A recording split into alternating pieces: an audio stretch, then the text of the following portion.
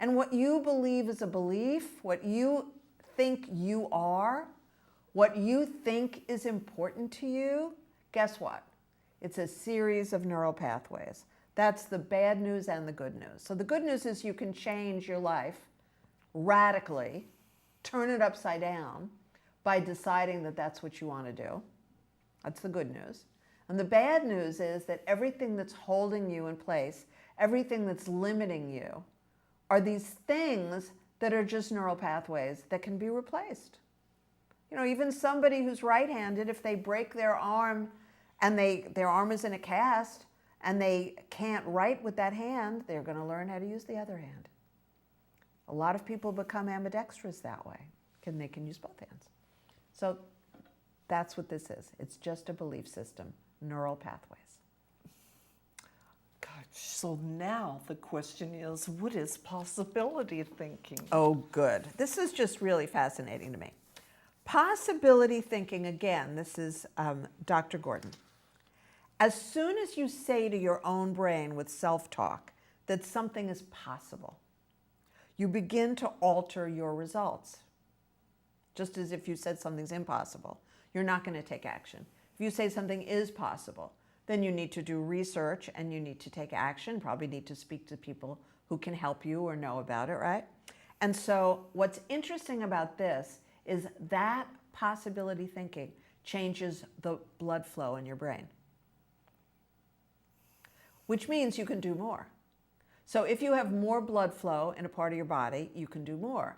If you, like a Hindu monk, are going to hold your arm up and be in a Himalayan cave, you're going to hold your arm up for 6 months or more, then not only is it going to be very, very uncomfortable for much of those months, but at some point, the blood flow to the arm is going to be so diminished that it would be very difficult to get back to using it.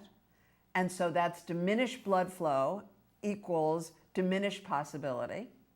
Increased possibility thinking, I can do this with my life, I can do this with my body, I can do this with my relationships, increases the blood flow. Very, very key. And it's never too late. And it is never too late. Now, what does Dr. Gordon mean by rewards pathways? That is when the dopamine is flowing in your brain because you've had a series of these small successes, and that's what he means by that term. And so I'd love you each to think about what your small success is going to be. And feel free to email it to me. If you're watching this and you want to know if your goal is a small success, then please email it to me. And it means a smaller amount of money than your total goal, a smaller amount of weight loss than your total goal, a smaller amount of travel than maybe the world travel you're in the mood for, a smaller raise. It's incremental thinking. And that's the key. You get there in baby steps. And each step along the way, you get to celebrate, you get to feel excited about, you tell to a friend, and then you get the oxytocin rolling in, and you have a healthier, happier brain. How encouraging. And it works. Now, what is the switch cost? Aha. Okay. So again, I'm going to read this because I want to make sure you get this exactly as the doctor described it. When you become committed to a new way of being, you pay a price called the switch cost. If I am committed that I want to change, or you are, then fear of failure or fear of success or uncertainty, which is fear of the unknown, is going to jump in. And this key is you've got to use self-empathy to manage those negative emotions. You have to be aware of the switch cost.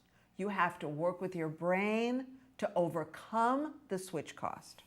Now, once you say you're prepared to pay the switch cost, you have to convince your brain that this change is essential. In other words, why do people have trouble with addiction? Why do they have trouble with that?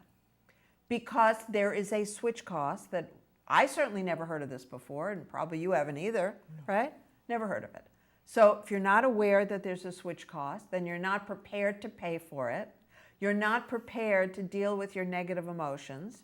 Why does that woman who needs to lose 100 pounds end up buying ice cream when she just started her diet? Because nobody taught her about the switch cost. Why does that person who's just joined AA end up in a liquor store? Nobody told him about the switch cost. I honestly think that this is, which I just learned on Saturday, I honestly think that this is one of the most valuable things I've discovered to help clients where there is an addiction in the family. Because understanding the switch cost, I've always said to you guys, you know, the addiction is not to alcohol or drugs or food or whatever. The addiction is to fear, anger, or sadness. It's true. You get into that zone and those cells become addicted to fear or sadness or anger, and then those cells replicate. Now you've got more cells addicted to it, then those cells replicate, and by the time you're done, 6 months, a year later, you don't know what to do without sadness. You wake up in the morning sad and you're sad all day. Now this is an additional component to transforming addiction. Beautiful. Understand there's this cost and you're going to have to work with your brain, or I'm going to have to work with your brain so that we can get you past that.